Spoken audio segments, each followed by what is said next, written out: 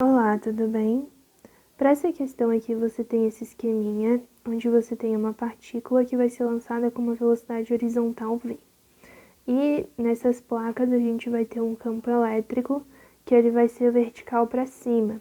Como a força-peso está sendo desconsiderada, então a gente vai entender que a força resultante vai ser igual à força elétrica gerada por esse campo elétrico que está atuando. Se a gente percebe pelo desenho, ali diz que essa carga ela vai ser lançada da metade do desenho, né? Da metade da placa para cima. Então, se o comprimento dessa placa é L, aqui a gente tem L sobre 2, aqui tem L sobre 2, que são as metades, né?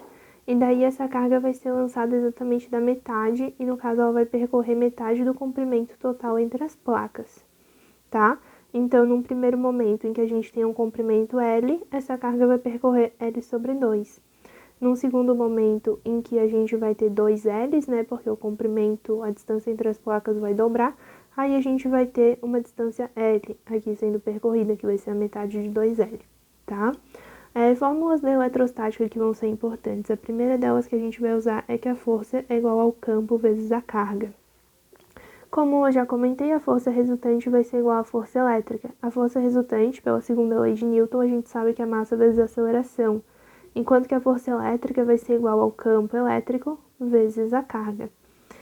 Como eu quero saber, né, sabendo que é um movimento uniformemente variado, como eu quero saber a relação com o tempo para a gente poder descobrir a distância, então eu vou isolar a aceleração. E fica que a aceleração é igual ao campo vezes a carga dividido pela massa. Vai ser um movimento uniformemente variado na vertical, por quê? Porque a gente vai ter essa força elétrica aqui atuando, e quando a gente tem uma força resultante constante, que vai ser o caso dessa força elétrica, a aceleração também é constante, configurando um move. Enquanto que na horizontal, né, como a gente não vai ter nenhuma força atuando na horizontal, então não vai ter aceleração na horizontal. Nessa direção, horizontal, a gente tem um movimento uniforme, com velocidade constante. Então, essa carga vai entrar aqui nas placas com essa velocidade v na horizontal constante e vai continuar com essa velocidade v na horizontal durante todo o movimento, enquanto que na vertical a velocidade inicial dela vai ser zero, porque ela não vai se mover na vertical ainda, e essa velocidade na vertical ela vai aumentando conforme a atuação dessa força elétrica aqui. E daí a gente vai ter uma velocidade na vertical e uma velocidade na horizontal, que vai produzir uma velocidade assim inclinadinha, e essa velocidade inclinadinha vai produzir essa trajetória aqui. Mas daí, como a gente está analisando, né, como se fosse tipo um lançamento horizontal, que a gente aprende lá na cinemática. Aí aqui na horizontal, que a gente vai ter a distância x, a gente pode calcular a partir do movimento horizontal, que é constante. E na vertical, que a gente vai ter essa distância, no caso L sobre 2 aqui, a gente pode calcular a partir do movimento uniformemente variado, que vai ser como vai acontecer na vertical. Então, para a vertical, eu posso usar as fórmulas do move. Uma bem importante porque vai relacionar a distância que a gente tem, né, que vai ser essa distância a ser percorrida, a velocidade inicial que a gente sabe, a aceleração a gente tem aqui, o tempo a gente quer saber. Por quê? Porque o tempo em que a velocidade horizontal vai ficar atuando vai ser igual ao tempo em que a velocidade vertical vai ficar atuando. E é a partir do tempo que a gente consegue correlacionar esses dois movimentos na vertical e na horizontal, para produzir o movimento total. Então, essa fórmula aqui é a mais adequada. A distância que eu vou percorrer aqui nesse primeiro momento vai ser L sobre 2. Daí eu considero que eu estou partindo da posição zero, né? A velocidade inicial na vertical é nula, porque a velocidade inicial existe apenas na horizontal, então na vertical é zero.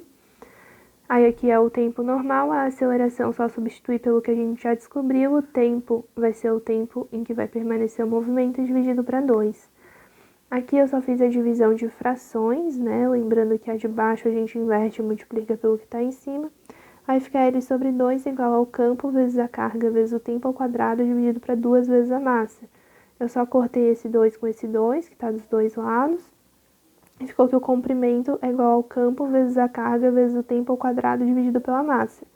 Como eu quero saber a relação para o tempo, então eu isolo o tempo.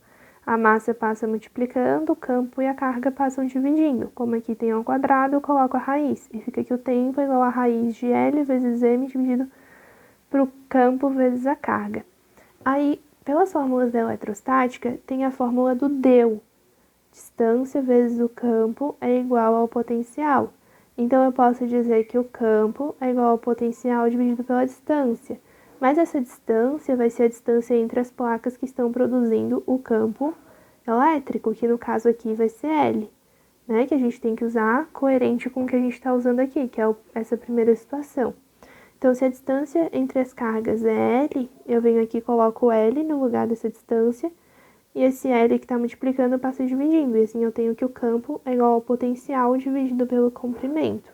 Eu pego essa fórmula que eu peguei, que eu consegui aqui, coloco nessa fórmula que eu consegui aqui, só substituo o campo pelo que está aqui, e assim eu tenho que o tempo é igual ao comprimento vezes a massa dividido para o potencial sobre o comprimento vezes a carga. De novo, né, eu vou fazer a divisão dessas frações aqui. Esse L, ele vai passar lá para cima, vai ficar L vezes M dividido pelo potencial vezes a carga.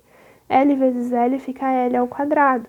E quando a gente tem multiplicando, né, tem uma propriedade para as raízes em que a gente pode separar. A gente pode escrever assim. Posso escrever raiz de L ao quadrado vezes a raiz da massa dividido para o potencial vezes a carga. Raiz de L ao quadrado vai ficar igual a L, né? Porque o quadrado do L a gente acaba cortando com o quadrado da raiz e fica só o L. Então, eu vou ter que o tempo vai ser igual ao comprimento vezes a raiz da massa dividido pelo potencial vezes a carga. Ali no enunciado vai falar pra gente que essa carga vai continuar a mesma, a massa vai continuar a mesma e a diferença de potencial entre as placas vai continuar o mesmo. Então, esse fator todo aqui vai continuar constante. E a gente vai ter uma relação entre o tempo e o comprimento que vai ser diretamente proporcional. Então, se o comprimento dobrar, o meu tempo também vai dobrar. É o que está escrito aqui, ó. Se o comprimento L vai dobrar, o tempo também vai dobrar. Logo, quando a gente fizer a mudança para dobrar esse comprimento, a gente também vai ter o dobro do tempo que vai demorar para esse movimento acontecer. Na horizontal, lembra que a gente vai ter um movimento constante, que vai ser dado pelas fórmulas do movimento uniforme. Então, se eu tenho que a distância é igual a velocidade vezes o tempo e a velocidade inicial dessa carga não muda, é constante, então a gente vai ter uma relação direta entre a proporcionalidade, né, para o comprimento e para o tempo. Logo, se eu dobrar o tempo, eu vou dobrar o comprimento, a distância que eu vou andar.